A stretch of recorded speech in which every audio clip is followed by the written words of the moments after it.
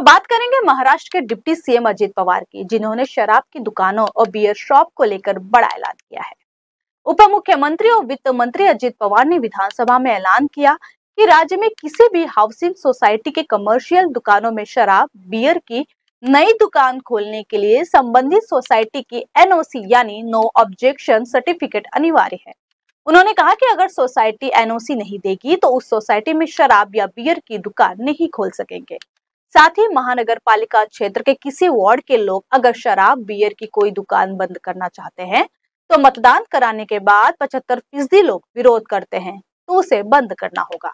दरअसल विधानसभा में विधायक महेश रांडगे और राहुल कुल समेत कुछ अन्य विधायकों ने इस और सरकार का ध्यान खींचा।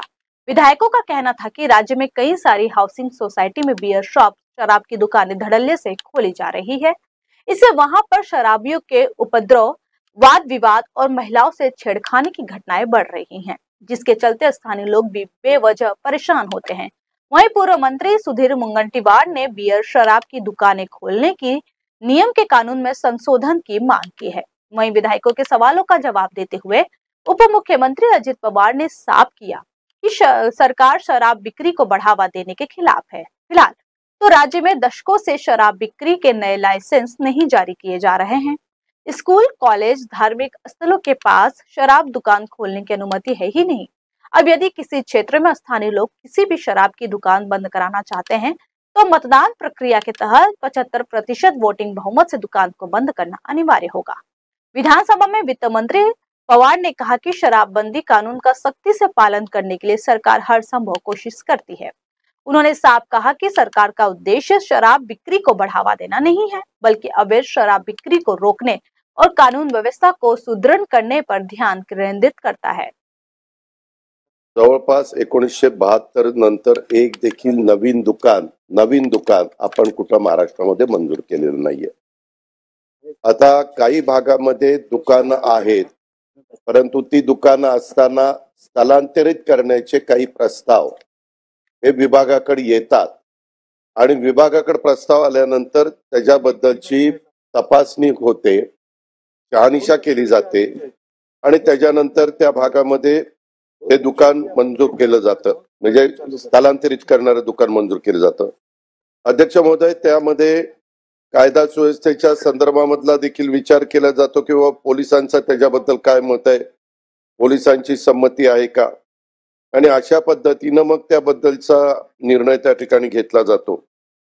मला सभागृहाला या निमित्तानं सांगायचं की ग्रामीण भागामध्ये किंवा नगरपालिकेच्या हद्दीमध्ये आपण नगरपालिकेचा ना हरकत दाखला घेतो आणि मग नंतर तिथं ते दुकान मंजूर करतो। तसंच एकदम ग्रामीण भाग असेल, नगरपालिका नसेल, तिथं ग्रामसभेचा ठराव आपण आवश्यक केलेला आहे। आता सन्माननीय सदस्यांनी महेश लांडगेंनी विचारलं, त्याच्यामध्ये सोसायटीचा मुद्दा अलीकडच्या काळामध्ये महानगरपालिकेच्या परिसरामध्ये मोठ्या प्रमाणावर नवीन सोसायट्या होत आहेत। मी यामध्ये माहिती घेत असताना माझ्या ही गोष्ट लक्षात आली की रहिवासी सोसायट्यांच्या मध्ये खाली जे काही गाळे असतात ते सोसायटीवालेच गाळे काढतात। तिथं मद्य अनुज्ञप्तीच्या स्थलांतरित करताना सोसायटीचा ना हरकत घेण्याची नियमात तरतूद नाहीये, पण मला असं वाटतं की याच्यात नियमात तरतूद केली पाहिजे।